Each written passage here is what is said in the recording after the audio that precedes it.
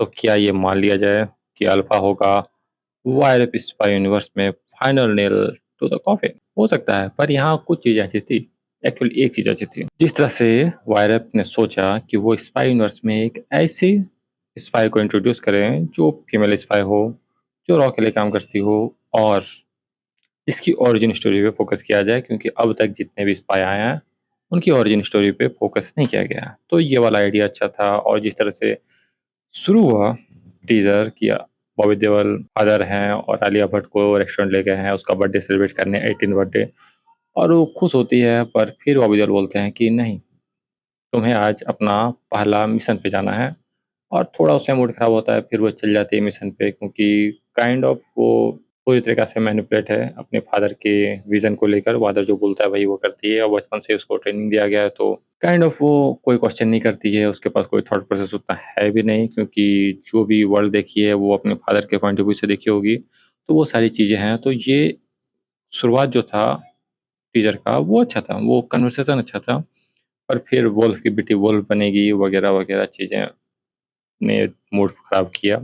वहाँ डायलॉग थोड़ा ढीला गया, उसके बाद एक्शन तो बहुत ढीला गया, क्योंकि एक्शन में सबसे ज़्यादा कमी थी। आपका स्टोरी थोड़ा वेग हो सकता है, आपके स्टोरी में चीज़ें थोड़ी फंबल कर सकती है, पर आपका एक्शन अगर फंबल कर रहा है और वो भी स्पाई मूवी होने के बावजूद और एक्शन मूवी होने के बावजूद, तो इसका मतलब है कि वो बिग वे में फंबल है। और क्यों देखे कोई? अगर आप एक्शन ही सही नहीं दे पा रहे हो तो क्यों देखे कोई?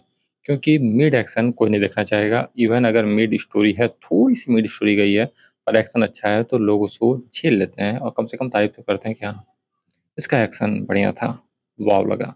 पर इसका एक्शन जिस तरह से दिखाया गया है, जिस तरह से आलिया भट्ट एक्शन में दिख रही है, वो जो वो करना चाह रहे हैं क्लेवर तरीक़ा से कि आलिया इतनी बड़ी असैसिन है कि किलर है, जो भी है वो किसी को मारने से हिचकिचाती नहीं है, इवन उसको एन्जॉय करती है और कई सारे लोगों से अकेले भिड़ जाती है। इतने अच्छे से वो ट्रेंड है और काइंड ऑफ वो चीज़ों को एन्जॉय करती है, उस एक्शन को उस किलिंग को एन्जॉय करती है, उस एक्शन को एन्जॉय करती है।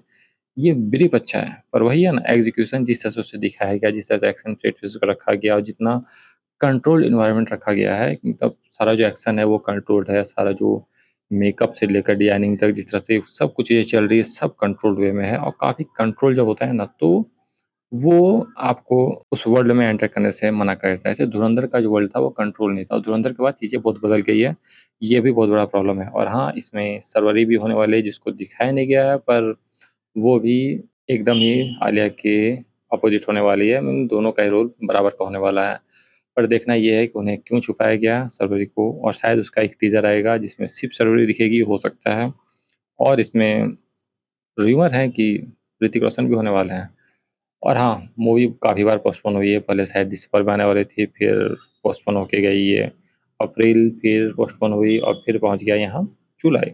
जितना पोस्टपोन हुआ उसका रीज़न एक ही था, एक तो धुरंधर था, उसके पहले वार 2 का डिबेकल जो हुआ, वार 2 जितना बुरा गया उसके कारण हुआ, और अभी आलिया भट्ट की कोई मूवी है भी नहीं, बहुत दिन से आई भी नहीं है। लास्ट फ़िल्म जो आई थी वो फ्लॉप हुई थी, अगर ये भी फ्लॉप होने की कगार पे दिख रही है, तो आलिया विल क्वेश्चन हरसेल्फ कि वो किस तरह की फ़िल्में करना चाहेगी, क्योंकि फैन फॉलोइंग अच्छी है। आलिया पहली बार इसमें थोड़ी ओवर एक्टिंग करती हुई दिखी है। काफ़ी सारे एक्शन में उतना अच्छी नहीं दिखी। पिछले बार जिगरा की थी, उसमें एक्शन उसका अच्छा था। जिस तरह से दिखाया गया, जिस तरह से इमोशनल एंगल डाला गया, वो एक्शन अच्छा था, पसंद आया था लोगों को।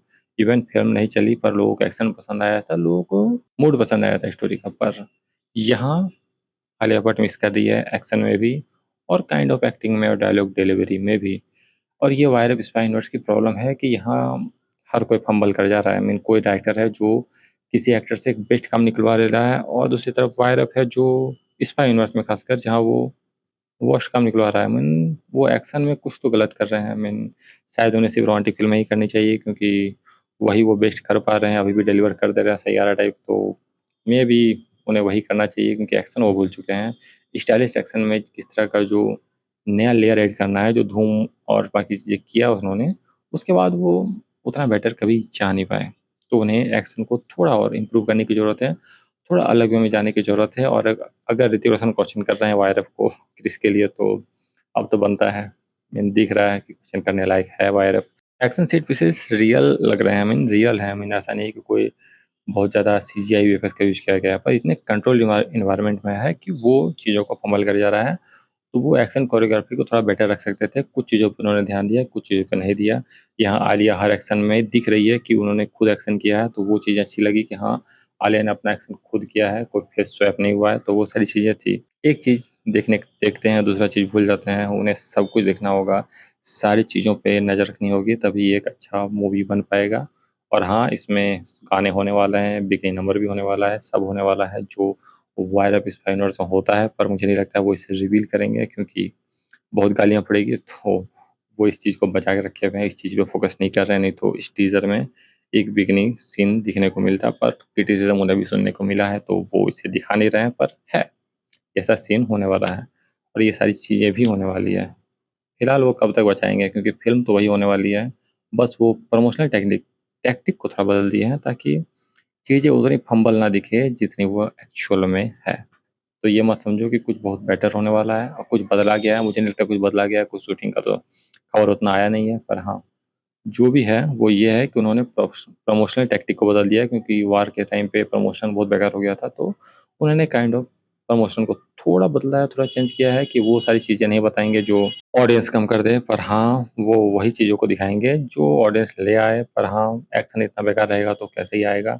और मुझे लगता है अगर वो गाने ना रिलीज़ करें तो बेटर है क्योंकि अगर बिक्री नंबर है तो उसे ना ही दिखाएँ तो अच्छा है क्योंकि और ऑडियंस कम हो जाएगा जो अगर आने वाली भी है। और एक ऑडियंस वर्ग को थोड़ा तो उम्मीद है, मैं भी हूँ थोड़ी उम्मीद लगाया हुआ, पर टीज़र तक दिखने के बाद तो नहीं लग रहा है उतना उम्मीद, पर मेबी कुछ चीज़ों में अच्छा कर जाए, कुछ चीज़ें लग रही है अच्छा कर सकती है, रेलवे मैन के डायरेक्टर हैं तो कर जाएँ, पर मुझे लगता है कि बहुत ज़्यादा इंटरफेरेंस है वायरएप का, जिसके कारण वायरएप स्पाई यूनिवर्स की कोई मूवी उतना आइडेंटिटी होल्ड नहीं कर पा रही है। अगर उन्हें डायरेक्टर के हिसाब से बनाने दिया जाए तो वो अपनी आइडेंटिटी होल्ड कर लेगी, जैसे सिद्धार्थ आनंद ने अपनी आइडेंटिटी दे दी थी पठान को, उस तरह का कुछ हो सकता है। और देखना ये है कि ऋतिक रोशन का रोल क्या होने वाला है। बेटर है वो टीज़र में ही और अगले ट्रेलर में रिवील कर दें क्योंकि ये बेस्ट आइडिया होगा। फ़िल्म को अगर थोड़ा ऑडियंस चाहिए तो ये वाला जो कैमियो है उसे रिवील करना ही बेटर रहेगा। फिलहाल लग तो रहा है कि ये final nail to the coffin होगा, पर मेबी वायर स्पाइनर्स को सेव कर दे, हू नोज़। थोड़ा भी फंबल से ज़्यादा बेटर जाए तो मेबी चीज़ें बेटर जा सकती है। देखना ये है कि क्या होता है और किस तरह से अल्फा का फेट डिसाइड होता है, क्योंकि ये एक बिग सिनेमैटिक यूनिवर्स का फ्यूचर डिसाइड करने वाला है।